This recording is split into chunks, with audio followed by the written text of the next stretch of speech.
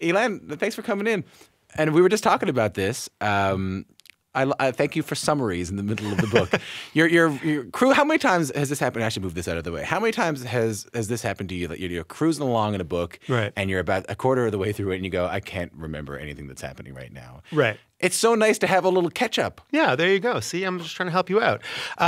Yeah, I mean, I knew that there's a lot going on. There's a lot of big plot twists. There's a lot of mind-bending ideas. And so the idea of just a little catch-up summary so you know where we're at, I thought it would be helpful. And then, of course, those summaries actually have a kind of a sort of a plot point later in the book. And so, but I like that when you're reading it, you don't know that. And so, I mean, I just spoiled it, but you don't know that. And so it's like, yeah, oh yeah, that's right. Okay, I have everything. It's very clear because there's a lot of like, you know, when you're talking about time travel, there's a lot of cul-de-sacs and curly cues to the plot. So it just keeps you right on track. You know, you say you don't want to spoil it. The hardest thing about getting ready to do this interview after reading this book is trying not to spoil it because there's a lot of twists and turns. But first, I want to talk about you. This is your first novel. I can't think of many other first novels in recent memory that have been this eagerly anticipated. I don't want to be crass, but I know there was some serious dough floated around for this book. Publishing rights sold in 27 countries.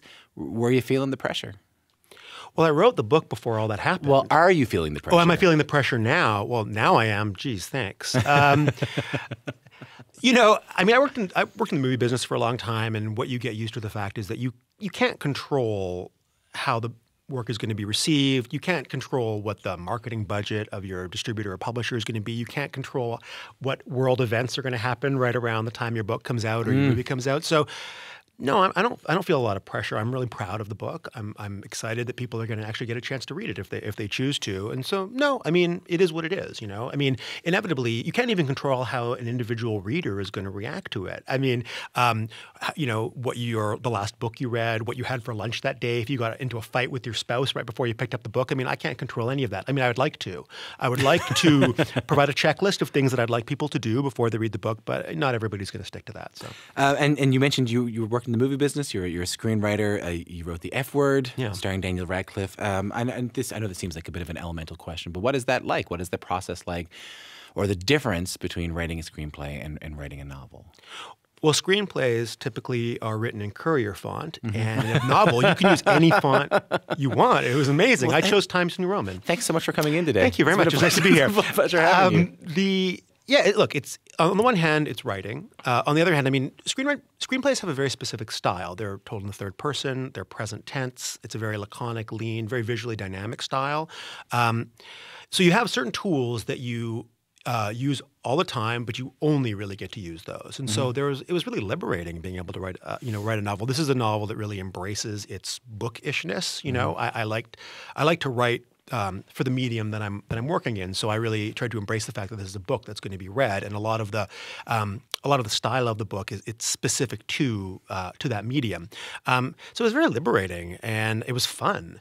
You know, suddenly I had access to all these tools in the sort of writerly shed that I didn't normally get to access. And I guess fewer cooks. Like there's fewer hands into the writing. Yeah, I mean, film is intrinsically a collaborative creative process. If you don't like collaborating, it's not the medium for you. So, you know, I like that about film, but no, being able to write a novel and have that sort of direct connection with the reader it was terrific. If there's a sort of a primal wound that all screenwriters have, it's that no matter, even if you're the only writer, even if you wrote every draft, even if you spent years on it, you never have that direct connection with the audience. It's filtered through the director, the crew, the actors, and that's fine. That's you know that going into it. You know, you don't start projecting screenplay pages up on the movie screen.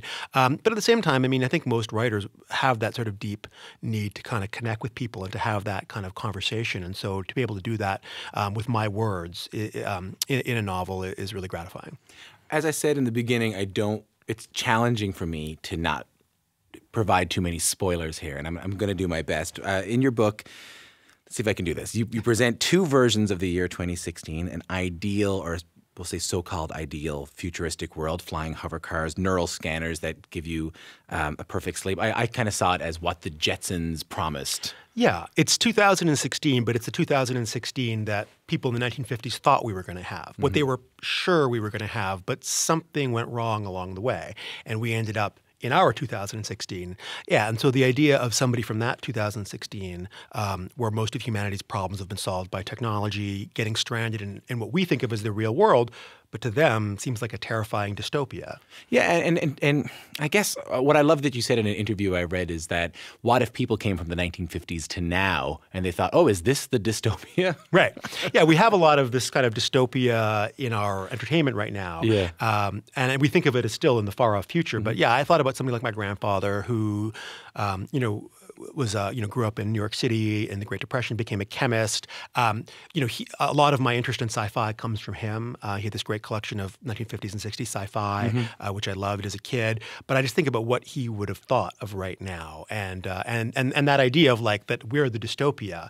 It's not the Hunger Games out there. It's like what's happening right now. I thought that was really ripe for both kind of comedy, but also drama. And all those two, they're not parallel universes. They're two realities existing at the same time. One is the 2016 that we know now, the one that we just lived in. We are kind of still currently living in, still kind of early in the year. Well, yeah, it's early enough that you still write the wrong number on checks. Yeah, exactly. And then you have this kind of dream, beautiful, perfect 2016 that was invented through a series of. Anyway, it's a big thing. Is that idea of an alternate reality something you've always been interested in? Yeah, I mean, I think that these questions are totally fascinating to me. The what ifs, what if I made a different decision? What if history went in a different way? I find that stuff pretty compelling. But mostly I've been interested since I was a kid in that idea of the future we were supposed to have and what went wrong. What happened from like the 1950s and 60s that our ideas of utopia kind of curdled into dystopia, the social and cultural and political changes through the 70s and 80s, and how our kind of imagination of the future changed. I grew up in Vancouver, and so a seminal event for me was Expo 86. And, that idea of the World's Fairs, the 64 World's Fair in New York, the 67 World's Fair in Montreal, really kind of codified this imagination, this imagining of the future we have. And I didn't even realize it actually until I looked it up recently, but Expo 86 was the last World's Fair hosted in North America. We haven't done one since then. It's like we kind of stopped dreaming of that future. Yeah. I don't even consider the idea of a World's Fair anymore, only from a Simpsons episode, right, where they go to the Sun's Fair and it's the gigantic beach. Well, yeah, and of course, Vancouver, we actually got a monorail, which they still use as their public transit system. And do you sing the song when you get on it? Always. It plays on the speakers. Like you said, it's a very fun read, by the way. It's very, very easy to read, but it does hit something deeper that you begin to consider while you're reading it. Especially at a time, as you mentioned, where maybe some of us wish our reality was a little bit different than it is right now. Was there something that you wanted readers to take away from painting a perfect version of 2016 and then contrasting that with the real version of 2016? Was there something you wanted them to take away about our reality that we are currently in? Yeah. I mean, I think it's always helpful to look around us at the world we take for granted with at least an attempt at fresh eyes. What are the things we take for granted in the world, in our lives? Because this isn't just a story about giant social and technological changes. I mean, for me, all of that stuff is interesting, but it's always about the characters, about the people, how this stuff affects people.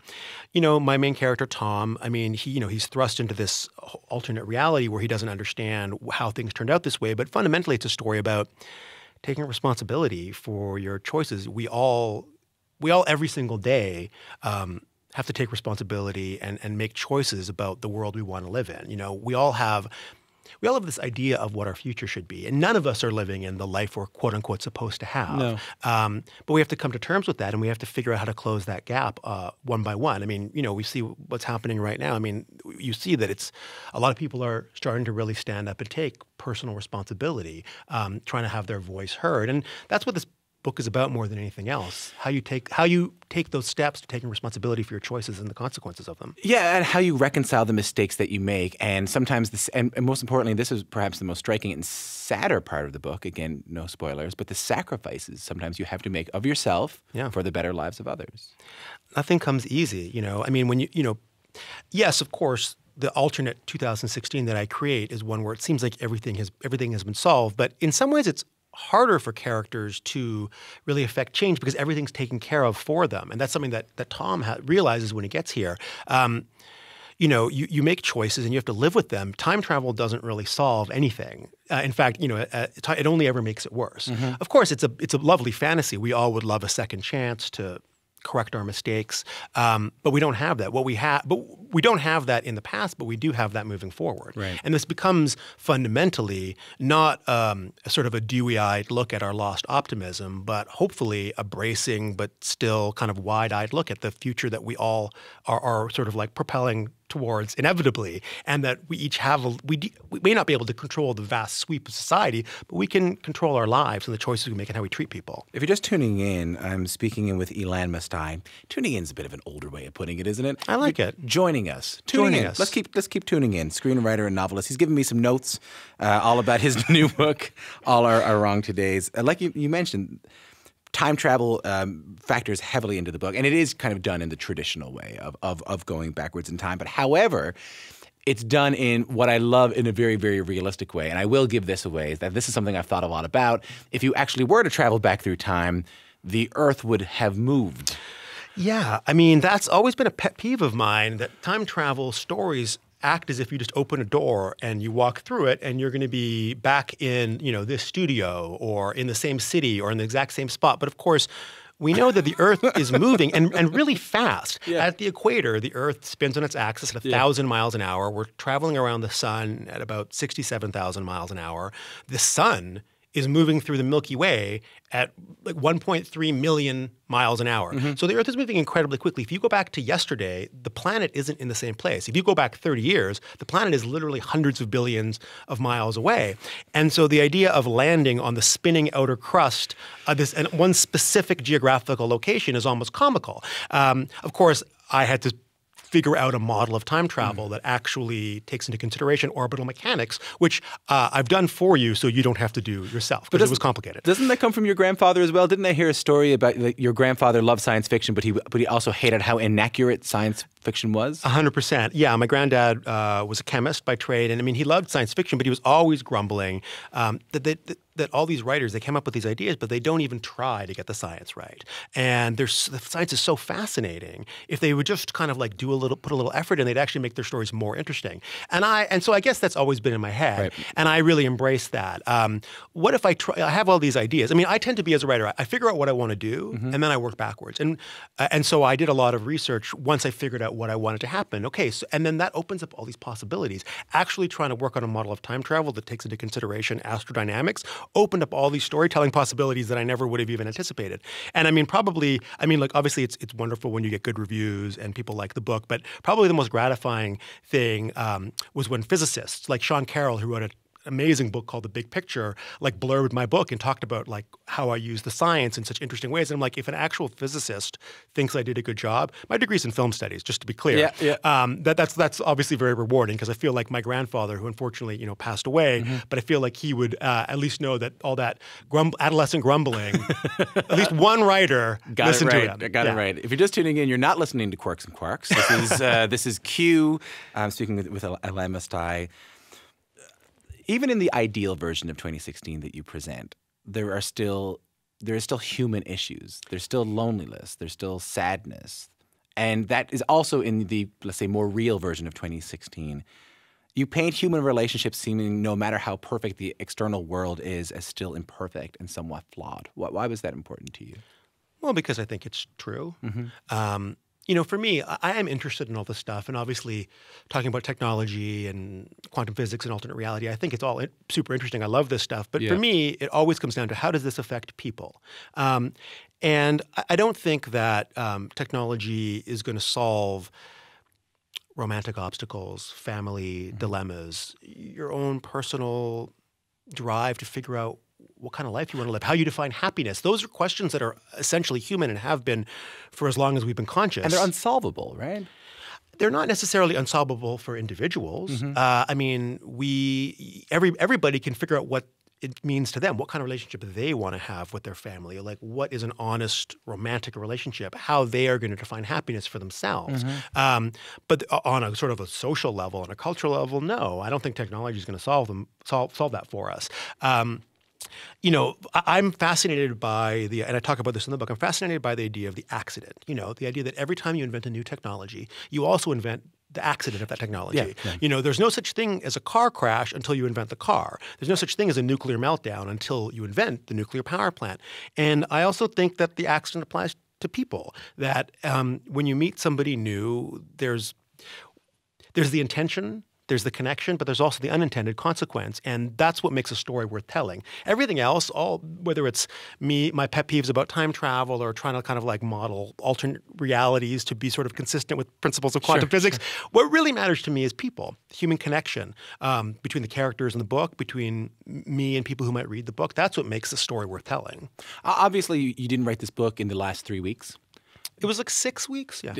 Does this book seem to be coming at a timely time for you? Yeah. I mean, like most people, I didn't anticipate the current political climate. You never know what kind of world your book is going to come out into. Yeah. But like a lot of people, what's happening right now in politics, definitely blindsided me. At the same time, these sort of these threads of what's happening in our society, it didn't come out of nowhere. They've been bubbling for a long time, and I was definitely aware of them when I was writing my book. I mean, I didn't know that they were going to manifest themselves exactly the way they happen to right now. Yeah. But at the same time, like, I was very aware of them, and they were threads that I was noticing and concerned about and felt were worth writing about.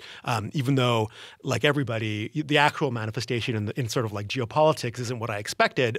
Thematically, I mean, I have to say I'm a little taken aback at how sort of resonant my book has turned out to be. Even though I finished it several months ago, it seems like it's only getting more resonant, which is what you hope for as a writer, although not necessarily as like a human. As a human being, maybe you should start thinking, well, maybe next time I'll write a really happy book. Right. And then maybe the world will follow my book. Yes, I wasn't aware I had this kind of prophetic power. Yeah, you do. Now that I realize just that I can control reality with my mind, I'm going to have to take that a lot more seriously. I'm going to have to take more responsibility personally for the effect of my profound telepathic powers. It's been a pleasure speaking with you. Just before I let you go, you are a screenwriter, as you say. I don't think it's any secret that this book has also been optioned or bought or is being turned into a film. As a screenwriter, when you were writing this book, were you seeing it that way? You were like, oh, this part's just going to jump up on screen. I can totally see this part in the theater. I mean, no. Now that Paramount bought the book and Amy Pascal is producing it and I'm writing the screenplay right now. And there's definitely a lot of moments where I'm like, when I wrote the book, I wanted to write it as a novel. I wasn't worried about a movie version of it. I mean, if somebody wanted to make a movie, great, but that wasn't my concern. My concern was write the best possible book.